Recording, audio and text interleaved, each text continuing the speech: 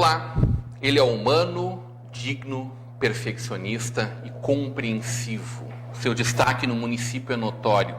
Natural de Novo Hamburgo, filho do Antônio e da Julieta, foi eleito personalidade do ano de 2013. É graduado em contábeis e especialista em controladoria pela Universidade Fevale.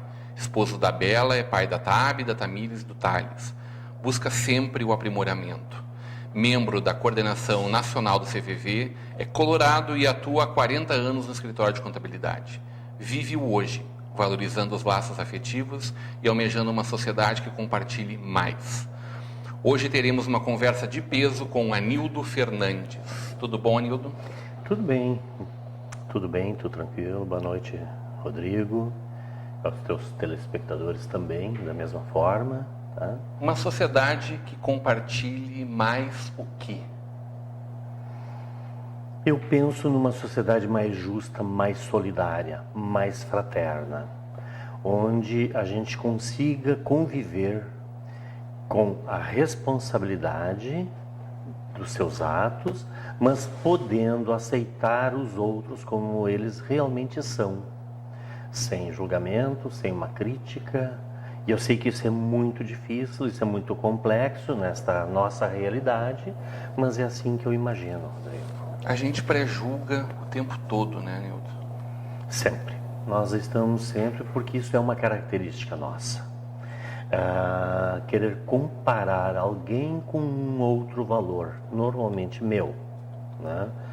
E isso termina nos afastando, nós terminamos nos isolando ou isolando outros, por causa dessa característica de achar que os outros não são tão perfeitos quanto nós somos. Mas isso a partir da nossa moral, nossos preceitos. Né? Dos nossos valores, né? São valores que, na realidade, também não são meus.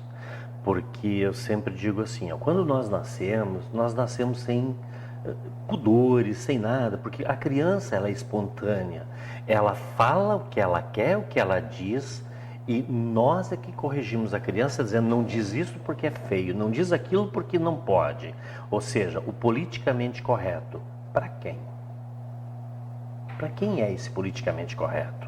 Então nós começamos a receber valores que nos foram impostos por uma sociedade que nós frequentamos, da qual nós fazemos parte, e pode ser na família, na escola, na igreja, enfim, nos nossos cultos, no nosso local de trabalho. Em todos os momentos nós vamos recebendo outros valores e aí nós começamos a trabalhar em cima disso como se esses fossem realmente os primeiros valores. Esse teu desejo por fraternidade, por uma sociedade mais comum, né? Uhum. Isso vem desde quando?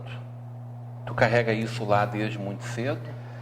Olha, de algum momento a injustiça sempre te incomodou? Sim, assim, desde os tempos já de jovem, que eu me lembro dessas questões, assim, eu sempre tive como um objetivo de ser uma pessoa mais maleável em alguns momentos, tá?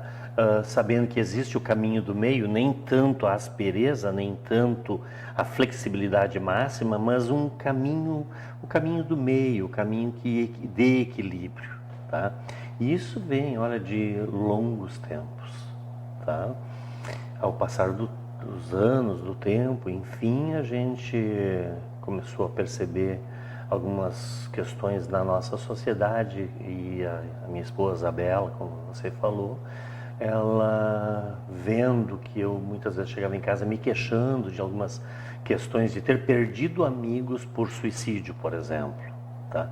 Chegar em casa e dizer, Bela, fulano cometeu suicídio, Beltrano cometeu suicídio, sabe? E aí ela dizia, gente, nós precisamos fazer alguma coisa. Nós precisamos, eu sinto que nós temos que fazer alguma coisa por essas pessoas, porque o sofrimento delas é intenso. Então aí veio a busca desse conhecimento, né, que já vem sendo utilizado no país desde 1962, que você falou do Centro de Valorização da Vida, o CVV, e a gente começou a trabalhar em cima disso, tá? Por quê? Porque a filosofia do CVV é uma filosofia que está dentro daquilo que nós pensamos, dentro da nossa maneira de ver e entender as coisas. Ser maleável, sem ser submisso. Ter flexibilidade, aceitar as coisas como elas também podem vir do outro, tá? Então a gente começou a trabalhar nisso. Então, basicamente é isso, Rodrigo, que eu me lembro, assim, tá? Tu participa também da AMORC, né? Sim. Também tem uma filosofia muito parecida, né? Apesar de ter uma outra linha, de ser muito mais uma filosofia de vida e uma religião propriamente, mas de certa forma esses dois caminhos que tu vem fazendo na tua vida privada e até certo ponto pública se encontram de tanta busca que tu tens realmente. Rodrigo, a AMORC ou a Ordem Rosa Cruz, ela não é uma religião, ela não é dogmática, ela é apenas uma filosofia, onde os seus integrantes, tá, buscam, através do equilíbrio e do estudo das leis naturais, este equilíbrio. Aí nós trabalhamos, tanto lá como no CVV, a flexibilidade, a tolerância, a paciência, sabe? Então, tanto um como o outro, nós trabalhamos nesse mesmo caminho. São estudos diferentes que levam para o mesmo ponto. Elas têm o mesmo objetivo, que é o bem-estar do indivíduo e, por conseguinte, através do exemplo e tudo mais, ele conseguir levar esse estudo, esse conhecimento que ele tem para as pessoas que rodeiam ele. E aí, através do exemplo, ele ser copiado. Tu fala em tolerância também?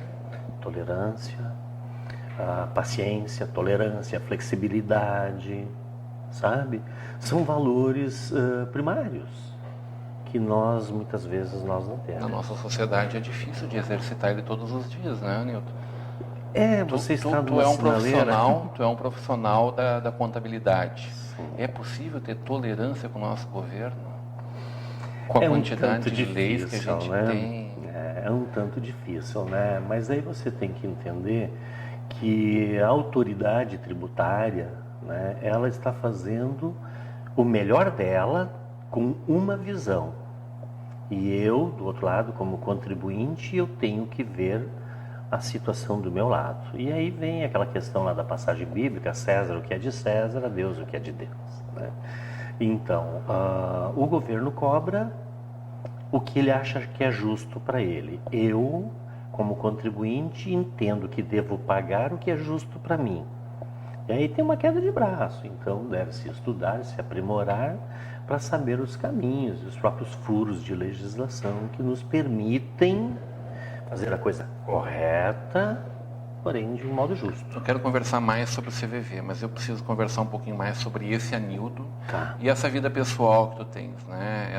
Essa tua profissão, essa tua família que tu tem verdadeira devoção a ela, né? Dedicação extrema a ela. Eu imagino como é que é teus dias ali perto da declaração de imposto de renda, por exemplo, né? Tu consegue enxergar a Bela pela frente? Ela te encontra em casa? Por incrível que pareça, Rodrigo, muitas vezes é por e-mail. Eu fico na frente do computador, cuidando e zelando pelo patrimônio do meu cliente, né? Isso é uma questão muito importante. E aí, muitas vezes, a Bela precisa falar comigo, ou o meu próprio neto, né? Que liga: vô, é tu que vem me buscar? E eu respondo: não, é a mamãe. Nos próximos 60 dias, não. É isso? Não, mas eu arrumo um jeitinho para buscá-lo. Eu arrumo um jeitinho para buscar ele, não adianta, né? Não, Nicolas, hoje quem vai te buscar é a mamãe. Ah, vovô, vem tu, né? Então, aquela questão. Mas realmente, Rodrigo, a profissão, ela é puxada, ela exige muito, né? Ela exige bastante. Tu tem que ter uma equipe que seja fiel, que seja companheira, que vista a camisa contigo e que olhe essa questão toda, esse emaranhado de legislação que nós temos, que chega a trocar 2, 3 vezes no mesmo dia uma legislação. Então tu tem que estar muito atento a tudo isso. Isso te gera uma tensão, tá? Eu imagino que antigamente, sem o computador, muitas coisas eram muito mais difíceis, né? Mas, na verdade, nós não tínhamos uma quantidade tão grande de portarias, resoluções e sei lá mais o que, todos os dias batendo na porta, né? Sim. Hoje nós temos a informática que ela veio para nos criar um facilitador, mas em compensação o governo, utilizando esse meio, também criou outros mecanismos de facilitação para o governo. Então hoje é mais fácil eu trabalhar para o governo do que para o meu cliente. Então o meu cliente muitas vezes precisa de uma reunião comigo e eu digo para ele, hoje não dá porque é prazo de entrega de declaração, eu te peço, se for alguma coisa urgente, vamos arrumar um tempinho muito objetivo, tá, para nós podermos conversar, mas se for alguma coisa nós podemos deixar para amanhã, ou depois, ou no final da tarde, ou coisa assim, a gente poder conversar, tá? Porque o governo, através desses mecanismos que o governo criou, ele te exigiu muito mais atenção, porque qualquer informação dada errada vem punição por trás, tá? E na pressa, tu pode esquecer ou dar uma informação que não é correta. E aí vem a multa, porque o governo não perdoa. Cada vez exigido mais o trabalho do contabilista, né? E do seu escritório como um todo. Está valendo a pena ainda, Nildo? Hoje nós estamos fazendo um trabalho voluntário para o governo, né? Porque o governo, ao invés de investir em profissionais da área dele, para ter lá dentro e nos auxiliar, ele está passando para nós a responsabilidade nas diversas declarações repetitivas que se faz, tá? Porque tu manda uma declaração para a prefeitura, uma para o governo do estado e várias para o governo federal, com as mesmas informações praticamente. Bastava estar num lugar. Eles dizem que vão, ao longo do tempo, unificar para que seja só uma informação. Só que, em compensação, tu está trabalhando para eles. E tu está deixando de cuidar dos interesses do cliente, dando uma assessoria mais ampla para o teu cliente, porque tu te dedica mais para o governo, né? O cliente está conseguindo compreender melhor esse momento e valorizar cada vez mais o trabalho do seu contador, do seu escritório? Está havendo uma conscientização bastante grande nesse sentido, Rodrigo, porque as empresas estão começando a ver, porque hoje também com o uso da informática as informações estão mais claras na mídia. O próprio cliente hoje já está se preocupando e já está ligando para o escritório. Li isso em tal jornal, me explica mais detalhado porque eu não consegui compreender. A matéria jornalística ela não é técnica, ela é jornalística, tá? E o jornalista muitas vezes troca uma palavra ou outra e termina criando uma informação que não é a mais fiel. Aí o cliente liga para o escritório, estou lendo tal coisa, o que isso me afeta, onde isso vai repercutir na minha empresa. E isso está fazendo com que haja uma aproximação maior entre o cliente e o escritório. Quantas vezes por semana tu tem que explicar substituição tributária? Que é uma coisa que para mim não tem explicação. Eu acho que vocês dão uma desculpa boa lá. Eu saí do escritório há pouco, onde estava um cliente lá com uma funcionária trabalhando essa questão, tá, numa mercadoria que ele tem que mandar para fora do estado, e estava lá numa discussão, e ele dizia, mas não é justo que tenha que pagar isso. Não tem explicação, né? Não, mas tem explicação técnica. Sim. Do fato gerador, da onde incide, de quanto, porque paga diferente. Agora, não tem explicação. Eu quero falar mais do Anildo Colorado, dessa família, e dessa grande família que é o CVV. Mas a gente vai falar sobre isso numa conversa de peso com o Anildo Fernandes logo depois do nosso intervalo.